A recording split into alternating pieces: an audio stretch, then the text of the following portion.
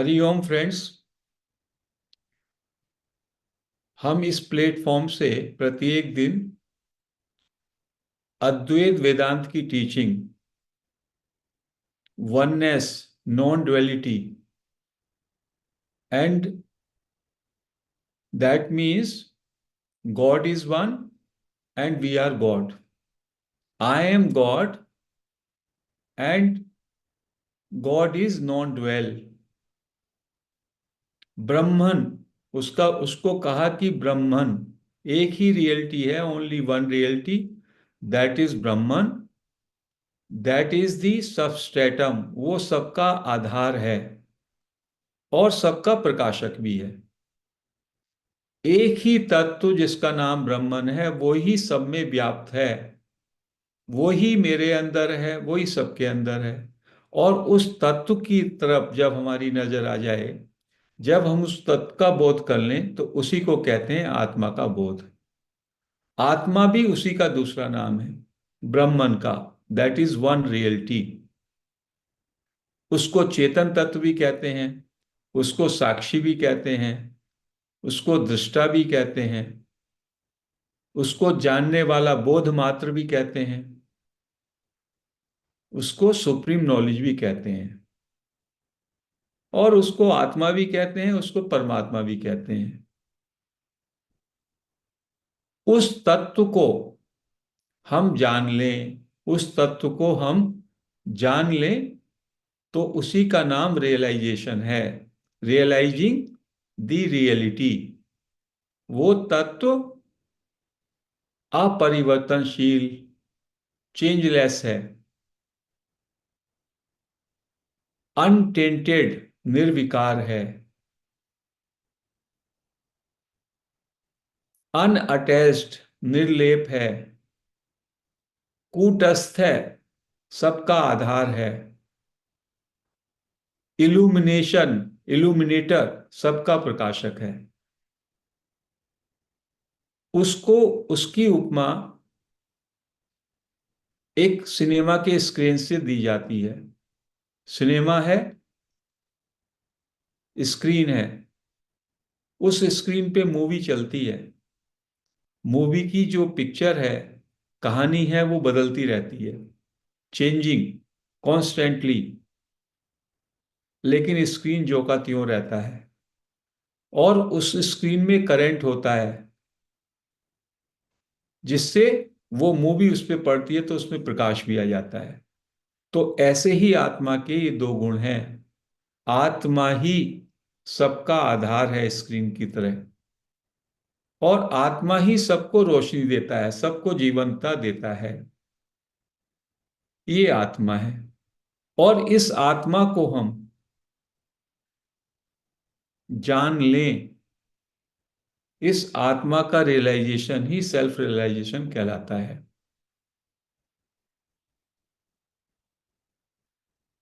जो रमन महर्षि और निसर्गदत्त महाराज, जो दो सेजेस का और कुछ अन्य संतों की जो वाणी की हम चर्चा करते हैं, ये दोनों ही सेजेस, रियलाइज सेजेस, जिनको पूरे विश्व में जगह जगह से सीकर्स ने आकर उनसे ये विजडम के विषय में जाना, और न जाने कितने लोग उस रियलिटी को, उस आत्मा को बोध किए। और इन संतों की, इन गुरुओं की वाणी, इन गुरुओं का संवाद बुक्स के रूप में आज भी हमारे पास मौजूद है। तो एक ये प्रश्न होता है, कहीं से हमारी परंपरा में ये एक भ्रांति आ गई कि लिविंग मास्टर के अभाव में हमको ज्ञान नहीं हो सकता, हमको भगवत प्राप्ति नहीं हो सकती। लेकिन जब रमन महर्षि से पूछा गया, तो रमन महर्षि ने कहा, गुरु के होने का मतलब देहधारी गुरु ही नहीं होता। गुरु का मतलब जो गुरु ने विजडम दिया, ज्ञान दिया, शास्त्रों के माध्यम से, उपनिषद के माध्यम से, किसी भी माध्यम से आप अपने अंदर जो बैठा हुआ अंतर्यामी या जानने वाला तत्व है, उससे आपकी कनेक्टिविटी हो जाए। अंत में योर गुरु इज सेल्फ, जो आपके अंदर बैठा है आत्मा के रूप में। तो बाहर का कोई भी व्यक्ति, चाहे वो मेंटर हो, चाहे वो कोई सीकर हो, चाहे कोई सत्पुरुष हो, उसका केवल इतना ही काम है कि वो आपको अंतर्मुखी कर दे।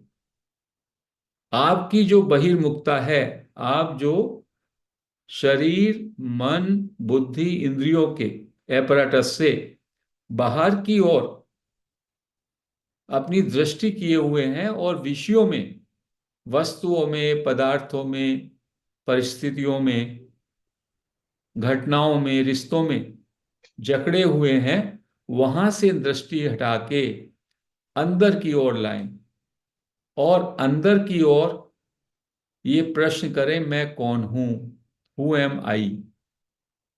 तो ये जो मैं है, मैं का होनापन, ये एहसास, जब आपको इसकी अनुभूति होगी तो यही एक आत्मा का दर्शन होगा, जिसका नाम निसर्गदत्त महाराज ने कहा, मैं हूं।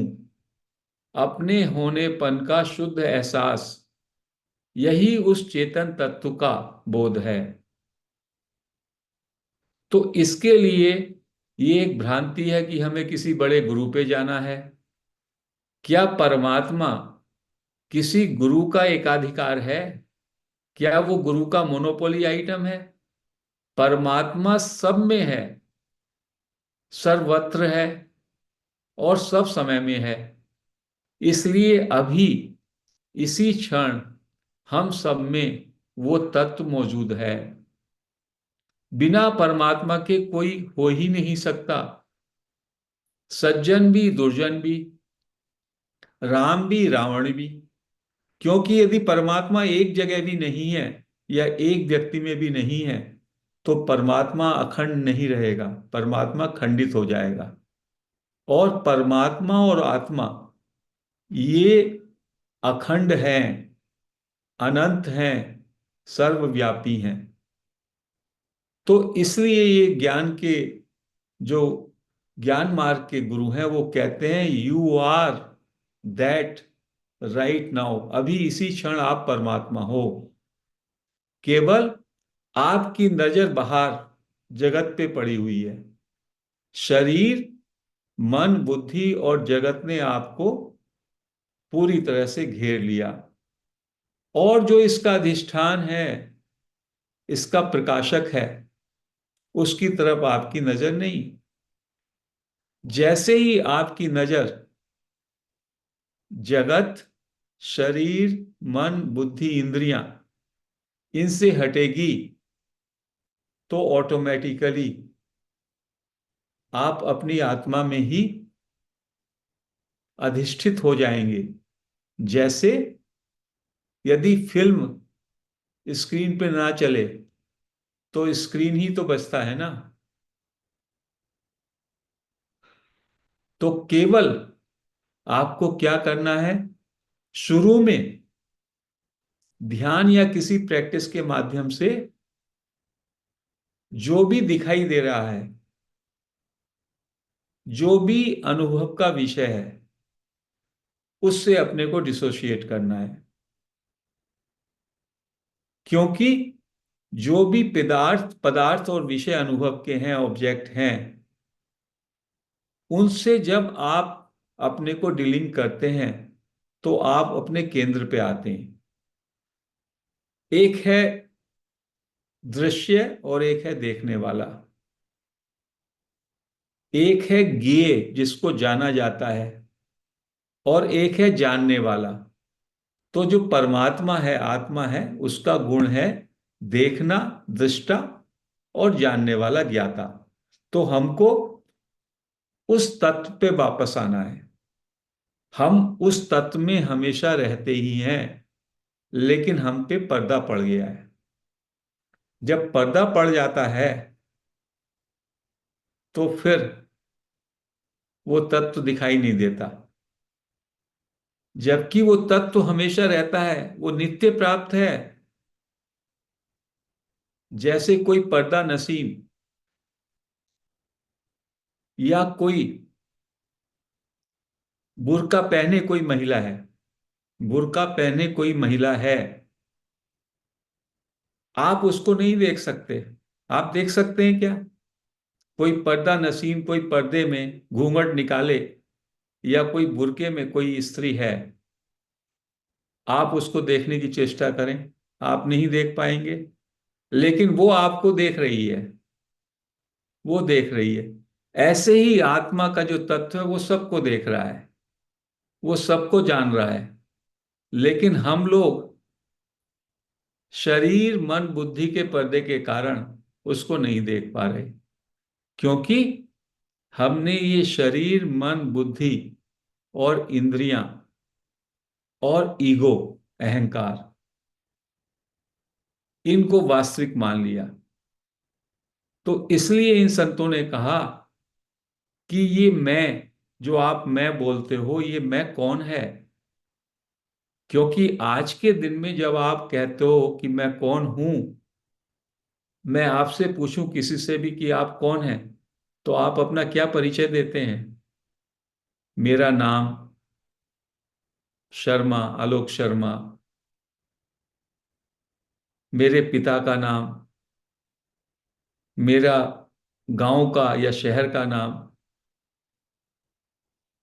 मेरी पढ़ाई,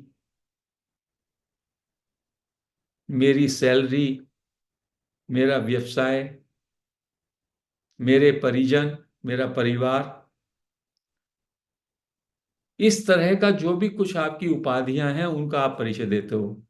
इस परिचय में आपके शरीर का परिचय है, ये शरीर मन और बुद्धि का परिचय है। आपकी क्या थिंकिंग है, आपका धर्म क्या है, आपकी राष्ट्रीयता क्या है, आप शाकाहारी हैं या मांसाहारी हैं। ये सारे के सारे जो परिचय हैं, ये परिचय आपके शरीर मन और बुद्धि के हैं, इंद्रियों के हैं।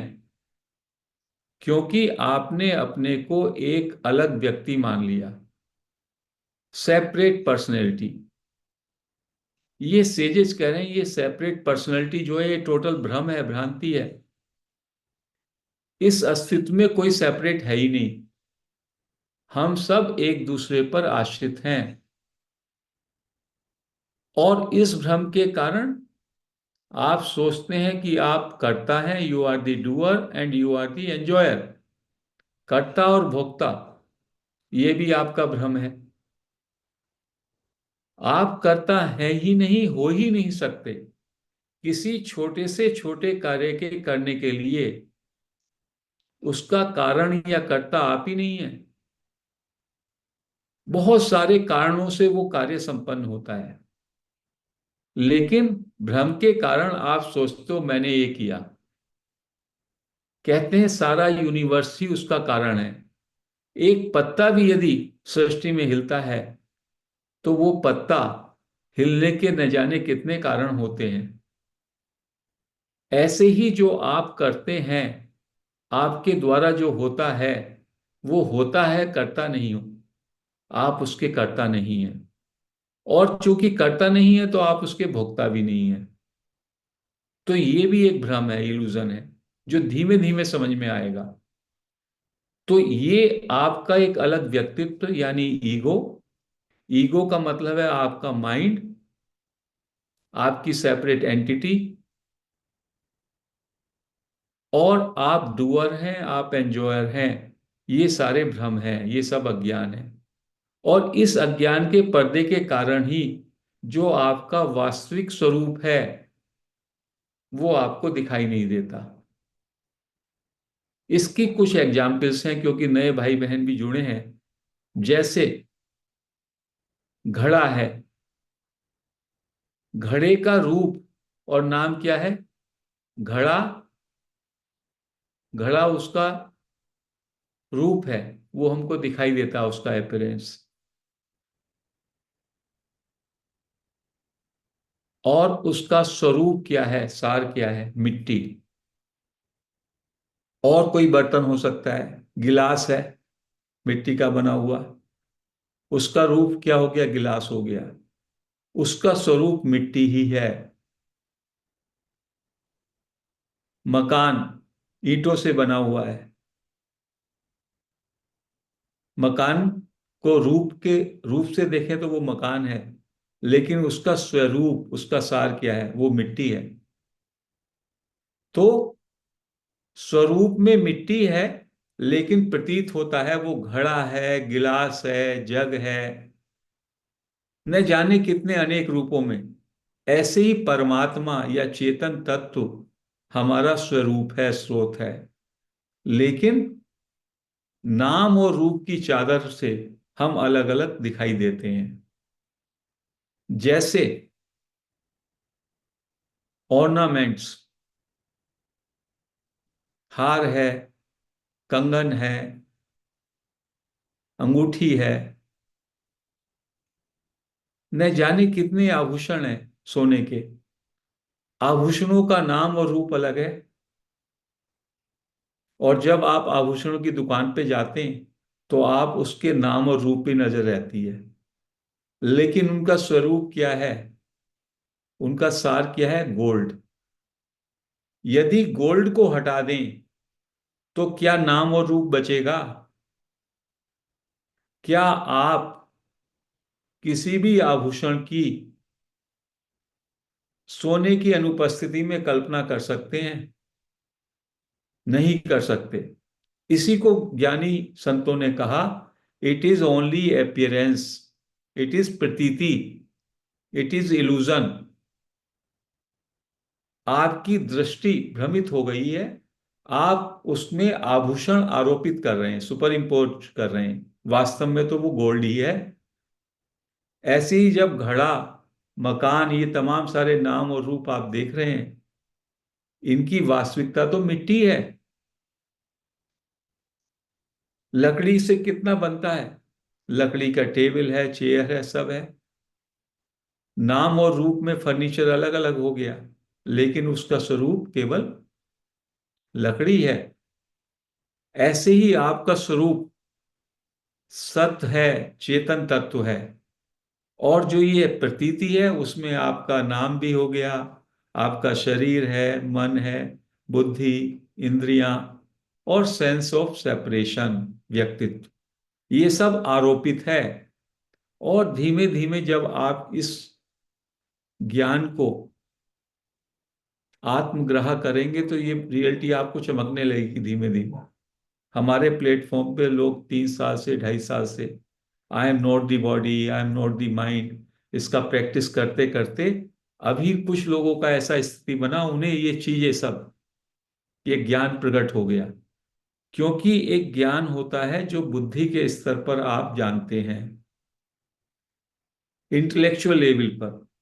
अभी मैं बोल रहा हूं तो आप इसको बुद्धि के स्तर पर ग्रहण कर रहे हैं, लेकिन ये बुद्धि से परे जाने की बात है। तो धीमे धीमे जब आप इसको बार बार, इसका चर्निंग होगा, तो ये ज्ञान गहराएगा और फिर ये प्रकट होगा। जब ये ज्ञान प्रकट होता है तो उसमें आपको अपने स्वरूप का बोध होता है कि आप सत चित आनंद हो। सत का मतलब होता हैपन, आपके अंदर जो होने का एहसास है, शुद्ध होने का एहसास। और चित्त का मतलब होता है नॉलेज, उसका ज्ञान, बोध कि मैं हूं। और जहां पे ये नॉलेज दैट यू एग्जिस्ट, सच्चित है, वहां पे आनंद खुद ही आ जाता है। और ये आपका स्वरूप है, हमेशा आप यही हो। उसके ऊपर ये चादर आ गई है, देह की, मन की, बुद्धि की, इंद्रिया की। और इसको दूसरी तरह से संतों ने कैसे समझाया कि आप अपने शरीर को देखें, जब से जन्म हुआ अब तक शरीर कितना परिवर्तन हो रहा है। आप 2 पौंड के थे, 2.5 पौंड के थे जब जन्म हुआ, और अभी कितने हो गए, 100, 150, 200 पौंड के हो गए। आपका शरीर बढ़ता रहा, परिवर्तन होता रहा। आपका रूप भी बदलता रहा। बचपन है, किशोर अवस्था है, युवावस्था है, प्रौढ़ अवस्था है, वृद्धावस्था है। लेकिन आपके अंदर कुछ बैठा है, वो परमात्मा, वो कह रहा मैं हूं, और वो कह रहा मैं वही हूं।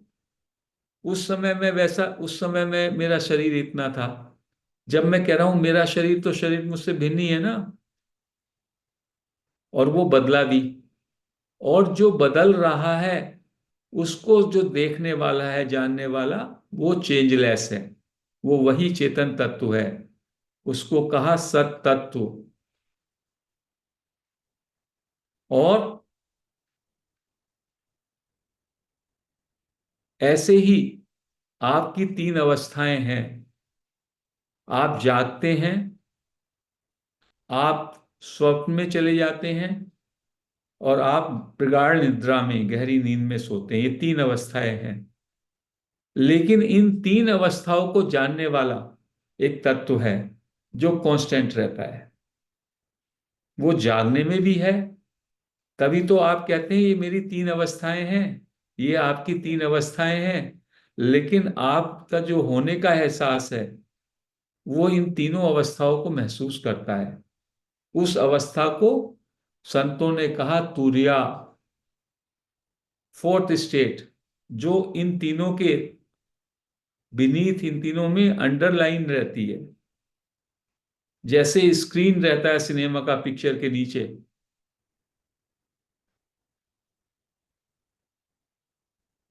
ऐसे ही वो तुरिया अवस्था जो है, अवेयरनेस की, वो रहती है। उस अवेयरनेस पे ये जागते हुए संसार की फिल्म चलती है।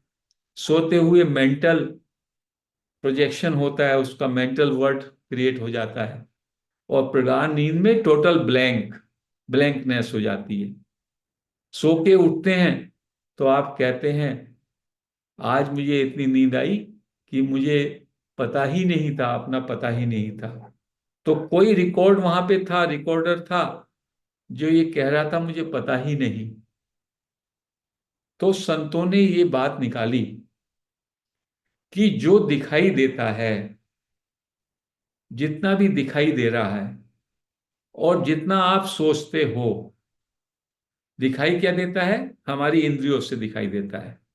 आंखों से मैं देखता हूं, कानों से मैं सुनता हूं, हाथों से मैं स्पर्श करता हूं, और नाक से स्मेल करता हूं। तो इंद्रियों से मुझे दिखाई देता है, इसको कहा परसीविंग। और जो मैं सोचता हूं, मन से मैं सोचता हूं, तो जो दिखाई देता है और जो सोचता हूं, वो सब माया के क्षेत्र में है। उसको कहा that is illusion, that is transitory. Buddha ने कहा वो अनित्य है, वो टिकता नहीं, चेंजिंग है, मूविंग है। जैसे नदी में पानी बह रहा है, नदी का पानी रुकता नहीं, ऐसे ये संसार है, परिवर्तनशील है। माया, इसको माया बोला। तो जो दिखता है और जो आप सोचते हैं, वो माया। तो वो है ही नहीं, वो प्रतीति मात्र है। और जो वास्तव में है, वो दिखता नहीं। इस बात को समझें। आई एम रिपीटिंग क्योंकि नए लोग हैं। ये बहुत ही पते की बात है। जो कुछ भी दिखता है, ये संसार दिखता है। वस्तुएं दिखती हैं, पदार्थ दिखते हैं, लोग दिखते हैं, ट्री, वनस्पति दिखती है, एनिमल्स दिखते हैं, बर्ड्स दिखती हैं। ये सब माया का क्षेत्र, इल्यूजन है ये अपीयरेंस है, अनित्य है। मतलब एक क्षण भी ठहरता नहीं, लगातार moving moving, appearing and disappearing. तो इसको कहा प्रतीति, appearing. It is not permanent. और जो नहीं दिखता, वो परमानेंट है, वो वास्तविक है। तो इसको जो भी दिखाई दे रहा है, इसको कैटेगरी में रखा असत की नहीं है। इस बात को जान लें, ये बहुत इंपॉर्टेंट बातें हैं, पुराने मेंबर्स के लिए भी, नए के लिए। इन बातों को बस सुनते जाएं और एब्जॉर्ब करते जाएं। जो दिख रहा है और जो आप सोच सकते हैं, वो सब माया। और जो नहीं दिखता, नहीं सोचा जा सकता, वो आत्मा का क्षेत्र है। तो यदि आपको आत्मा में जाना है, एक आत्मा का राज्य हो गया और एक माया का राज्य हो गया। एक माया का क्षेत्र और एक आत्मा का क्षेत्र। तो क्या करना होगा? जो दिखाई दे रहा है उसको रिजेक्ट कर दें, उसको डिलीट कर दें। जो भी दिखाई देता है, वो उसमें शरीर है आपका, मन है, और बाहर का संसार है। इस सब को स्टॉप। और फिर जो नहीं दिखाई देता, उसको देखें, उसको जानें। अब प्रश्न, ये सब में बड़ी मास्टर की है। This I am giving you the master key. Some of the friends are coming first time. This is the master key. Valueless, अनमोल है ये। इस की से डायरेक्टली आप अपने अंदर प्रवेश कर सकते हैं। अब प्रश्न उठेगा, जो नहीं दिखाई देता उसे क्या से देखें? आप बंद आंखें करते हैं, बंद आंखें करते हैं तो क्या कुछ आपको दिखाई देता है? नहीं दिखाई देता। लेकिन आप कहते हैं कुछ नहीं दिखाई देता, तो इसका मतलब कोई देखने वाला है जो कह रहा है कि नहीं दिखाई देता। तो वो जो तत्व है जो ये कहता है नहीं दिखाई देता, वही आत्मा है, वही वो ज्ञान है। धीमे धीमे वो गहराएगा तो प्रकट होगा। तो जो नहीं दिखाई देता, उसका देखना ही वास्तव में आत्मा का बोध की यात्रा है। और जो दिखाई देता है उसको रिजेक्ट कर दें। फिर जब आपको धीमे धीमे जो नहीं दिखाई देता वो प्रकट होने लगेगा, तो उसके बाद जो दिखाई देता है वो उस स्क्रीन पे एक मूवी की तरह होगा। क्योंकि जो दिखाई दे रहा है, वो जो नहीं दिखाई देता उस स्क्रीन पर एक मूवी की तरह है। तो एक भाई ने प्रश्न भी किया, आत्मा क्या है? तो निसर्गदत्त महाराज ने हमें डायरेक्ट क्लू दिया। मैं हूं, आई एम। अपने होनेपन का एहसास, यही आत्मा है। आप जब से पैदा हुए, एक क्षण नहीं है जब आपको यह एहसास नहीं है कि मैं हूं। हमेशा आपको यह एहसास रहता है कि मैं हूं। लेकिन जो मैं है इसमें, उस मैं का आपने परिचय गलत कर दिया। मैं का परिचय आपने शरीर से, बुद्धि से, अहंकार, सेपरेट पर्सनैलिटी से कर दिया।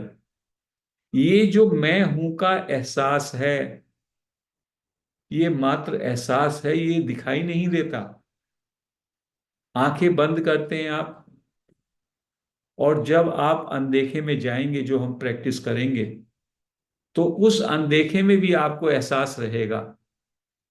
वो आपके होनेपन का ही एहसास है। और जो वो मैं हूं का एहसास है, वो मेरा एहसास, किसी अन्य का एहसास, आपका एहसास, सबका एहसास एक ही है। और इसकी एक और युक्ति संतों ने बताई कि जब आप नींद में जाते हैं, प्रत्येक दिन हम नींद में जाते हैं, तो नींद में जो दिखाई देता है उसको सबको छोड़ देते हैं। जो आपका संसार है, आपका शरीर है, आपके विचार हैं, आपकी निर्णायक शक्ति बुद्धि है, और मैं, वो सब आपका लुप्त हो जाता है, विलीन हो जाता है। मैं का मतलब है माइंड, और आप बड़े सुख से सोते हैं। यदि किसी को नींद ना आए तो वो पागल हो जाता है। तो इससे ये भी निष्कर्ष निकला कि सुख जो आप चाहते हैं कि वस्तुओं में है, संबंधों में है, स्थिति में है, वो सब का आपके स्वरूप से कोई लेना देना नहीं। आपका स्वरूप निर्लेप है। आपका स्वरूप ना तो करता है ना भोगता है। कर्ता और भोक्ता ये आपके कर्तृत्व अभिमान अहंकार में है, जो मन में है। और मन ही अनुकूल प्रतिकूल, जय पराजय, लाभ हानि के कारण सुख दुख में फंसता है, भ्रांति के कारण। और आप मन से अलग होते हैं। आप मन से जुदा होते हैं एवरी नाइट। नेचर ने ऐसा किया हुआ है। और जब आप मन से जुदा होते हैं तो आप अपने में होते हैं, स्वरूप में होते हैं। केवल उसका आपको बोध नहीं होता। स्वरूप में आप रहते तो स्वरूप में हैं, लेकिन नींद में आप एक तरीके की बेहोशी में चले जाते हैं। इसलिए संतों ने कहा नींद की स्थिति यदि जागृत में आ जाए तो उसको कहा जागृत सुसुप्ति, वेकफुल स्लीप, जिसमें आपके अंदर अवेयरनेस रहेगी, लेकिन आपका शरीर मन बुद्धि के साथ आइडेंटिफिकेशन नहीं रहेगा। तो वो स्थिति होगी आपकी केवल शुद्ध हैपन के एहसास की। उसमें आपको बस इतना एहसास रहेगा, मैं हूं। वही आत्मा का एहसास है। और उसी एहसास को गहराना है और उस एहसास में जीना है। जब वो एहसास आपका परमानेंट हो जाए, लगातार हो जाए, उस एहसास में आप जीने लगें, तो वो प्रकट हो जाएगा। वो जो कि वास्तव है, वो वास्तविकता आपके लिए प्रकट हो जाएगी। अभी जो नहीं है उसमें आप उलझे हैं, वो माया है। और जो है, ये जो नहीं दिखता, केवल एहसास में है, केवल बोध में है, उधर आपकी नजर नहीं है। तो इन ज्ञानी संतों ने कहा, इन महापुरुषों ने कहा, प्रैक्टिस के द्वारा, युक्तियों के द्वारा आप अनदेखे में जाओ। और इससे ऊपर की एक और प्रैक्टिस निसर्गदत्त महाराज कहते हैं। अन्य संतों ने कहा, कल सोचो जन्म से पहले आप कहाँ थे। जब आपका जन्म हुआ शरीर का, उससे पहले कहाँ थे। अज्ञात, पता नहीं, यही बोलेंगे आप। किसी को पता नहीं। और जब आपकी मृत्यु होगी तब आप कहाँ जाओगे, पता नहीं। केवल बीच की थोड़ी स्थिति में आपको ये जगत दिखाई देता है। कहते हैं जो पता नहीं है, जो अज्ञात है, वही आपकी वास्तविक स्थिति है। वही आपका रियल स्वरूप है। और जो दिखाई देता है, जैसे घड़ा दिखाई देता है, ऑर्नामेंट्स दिखाई देते हैं, लेकिन स्वरूप में वो टिकाऊ नहीं है। उन ऑर्नामेंट्स में जो सोना है वो टिकता है। घड़े में जो मिट्टी है वो सदा रहती है। तो अनदेखा और अज्ञात, जब इसमें आपको धीमे धीमे ठहराव आ जाएगा, तब आपको आत्मा का बोध होगा। और ये जो सूत्र मैंने बताया बहुत ही गहरा सूत्र है। इसको सहजता से ना लेकर इस पे पूरा चिंतन मनन आपका चलता रहे, तो ये प्रकट हो जाएगा। और जब आप इस हैपन के एहसास में आएंगे, तो फिर आपको लगेगा ये जो मेरा हैपन है, यही सब जगह व्याप्त है। ये सर्वव्यापी है, क्योंकि ये परमात्मा है, अखंड है। और फिर आपको लगेगा नेक्स्ट एहसास कि ये शरीर मन बुद्धि इंद्रियां जो आवरण है, उसमें भी यही भास रहा है। ये एहसास, ये बोध, परमात्मा, ये ही भासित हो रहा है। इसके कारण ही सब में जीवंतता है। असत जो नहीं है वो भी हैपन के प्रकाश के कारण प्रकाशित हो रहा है, ऐसा आपको प्रतीत होगा।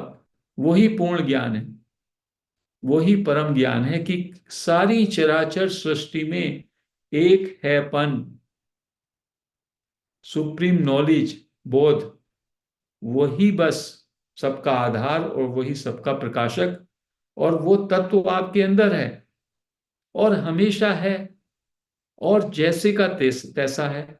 उस एहसास में कोई डिग्री नहीं, उस एहसास में कोई लेप नहीं, उस एहसास में कोई कमी और वेशी नहीं। उस एहसास को बस गहराना है। उस एहसास ही वह आपका केंद्र है, वो ही समस्त सृष्टि का केंद्र है और वही सब जगह फैला हुआ है। और चूंकि परमात्मा इतना सहज है, निकट से निकट है आपके, उसके लिए किसी गुरु के पास जाने के लिए, किसी बंद कमरे में जाने की कोई जरूरत नहीं है। एक कहानी, एक जैन कहानी से मैं, चूंकि आज समय हो रहा फिर प्रैक्टिस भी कराऊंगा, कि एक जैन मास्टर ने एक कहानी कहीं लिखी। जैन जो बुद्धिस्ट जैन होते हैं, कहने लगे कि वो मास्टर भगवान के लिए बहुत ट्राई कर रहा था, भगवान का साक्षात्कार हो जाए। तो एक दिन उसको स्वप्न आया और स्वप्न में, ड्रीम में उसने देखा कि वो किसी दूसरी जगह पर है, किसी दूसरे स्थान पर है या किसी दूसरे प्लेन पर है, जहां पर उसको पता चला आज भगवान का जन्मदिन है। आज भगवान का जन्मदिन है। उसे बड़ी खुशी हुई, मैंने भगवान को नहीं देखा, आज मुझे शायद भगवान को देखने का इच्छा मिले, का अवसर मिले, आज मेरा जीवन धन्य हो जाएगा। तो वो खड़ा हो गया देखने, वहां पे बहुत प्रोसेशन निकल रहे थे। एक रथ आया, बड़ा भव्य रथ था, उसके सिंहासन पे मुकुट लगा करके कोई देवता तुल्य कोई बैठा था। उसको लगा यही भगवान है, उसके पीछे नगाड़े बज रहे थे। उसके फॉलोअर्स का बहुत लंबा काफिला था। उसने किसी से पूछा ये कौन है, उन्होंने कहा ये कृष्ण भगवान है, हिंदुओं के कृष्ण भगवान। थोड़ा उसने और वेट किया, फिर उसको दूसरा एक जलसा दिखाई दिया। उसको देखा, कौन है ये प्रोफेट मोहम्मद हैं, किसी ने बताया। उनके पीछे भी बहुत सारे फॉलोअर्स, बहुत सारी भीड़ उनके पीछे जा रही थी। वो देखता रहा। फिर एक और आया, ऐसा ही जलसा। ये कौन है, किसी ने कहा ये दिखाई नहीं दे रहा, ये क्राइस्ट हैं, क्राइस्ट हैं। उनके भी पीछे बहुत भीड़ थी। ऐसे ही जलसे पे जलसे पे जलसे निकलते चले गए और वो पूछता रहा ये कौन है, ये कौन है, और सब बताते रहे ये ये भगवान है, ये इनके फॉलोअर हैं। जितने भी रिलीजन्स थे, जितने भी सेक्ट्स थे, सबके उसने जलसे देखे। लेकिन जब वो पूछता क्या ये भगवान है, तो कोई ये उत्तर ना दे पाता कि ये भगवान है। बड़ा वो बेचारा परेशान हो गया, सारे जलसे बंद हो गए। उसके बाद कहते हैं एक घोड़े पर एक कोई सिंगल फकीर की वेशभूषा में एक व्यक्ति एक घोड़े पर आता हुआ उसे दिखाई दिया। और फकीर तो अब निरुत्साह हो गया था कि आज मैंने सोचा था कि भगवान का जन्मदिन है, आज भगवान के दर्शन होंगे, तो भगवान के दर्शन भी नहीं हुए। तो जब उसने उसको आते हुए देखा तो उसकी उत्सुकता हुई कि ये कौन है। तो कोई पास में खड़ा था, उसने उससे पूछा, तो उसने कहा ये भगवान है, यही तो भगवान है। उसको बड़ा आश्चर्य हुआ। वो पास गया, उसने उनको देखा, बड़े सहज थे, बड़े साधारण थे, उसमें कुछ भी ऐसा नहीं था असाधारण। उसका कोई ना वेशभूषा से वो असाधारण लगते थे, बड़े ही सामान्य, बड़े ही सहज व्यक्ति। केवल उनके चेहरे पर एक रेडियंस था, शांति थी, मृदुता थी। तब उसने उसी व्यक्ति से पूछा कि यही भगवान होते हैं? कहने लगे, भगवान का मतलब ही है असंग, जो किसी के संग ना हो, जो केवल एक है, वही भगवान होता है। जो भीड़ में रहता है वो संसार होता है, वो संप्रदाय होता है। भगवान केवल अकेला होता है। तो इसी विधि के द्वारा जब आप देखे में रहते हैं तो आप अनेकता में रहते हैं। जब आप देखने की के साथ चिपक जाते हैं, मैं शरीर से अलग हूं, आप अलग हैं, वो अलग है, वस्तुएं अलग हैं, पदार्थ अलग हैं, तो देखे में अनेकता है और अनदेखे में एकता है। जब आप अपनी आंख मीचेंगे और अंदर अनदेखे को देखेंगे तो वहां केवल एक ही लगेगा आपको। वो सब एक ही फैला हुआ है, वो एक ही फैला हुआ है, वो एक ही तत्व है। अब अनदेखे को देखने वाला कौन है?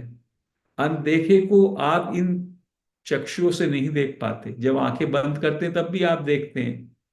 जिसको इतनी बड़ी बड़ी बात कहते हैं थर्ड आई है, अरे जो आप जब अपने अंदर देखते हैं वही आपकी थर्ड आई है। That is the I of intuition. Everybody has it. तो हम लोगों ने सबको चमत्कार बना दिया है। ये जो अद्वैत वेदांत है, ये सबको सहज और सरल बना देता है। तो आप कोई भगवान की कोई एक विशेष आपने जो इमेज बनाई हुई है, उस इमेज को बिल्कुल छोड़ दें। भगवान जर्रे जर्रे में, एक छोटे से कीट पतंग से एक वनस्पति में सब जगह विद्यमान है, सर्वत्र फैला हुआ है।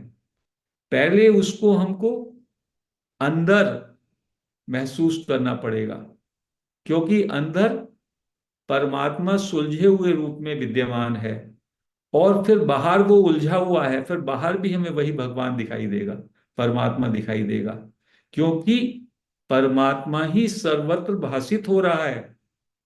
जब रामकृष्ण परमहंस उड़ती हुई चिड़ियों को देखते हैं तो वो उससे सम्मोहित हो जाते हैं कि परमात्मा चिड़ियों के रूप में उड़ रहा है, परमात्मा नदी के रूप में बह रहा है, सब जगह परमात्मा ही।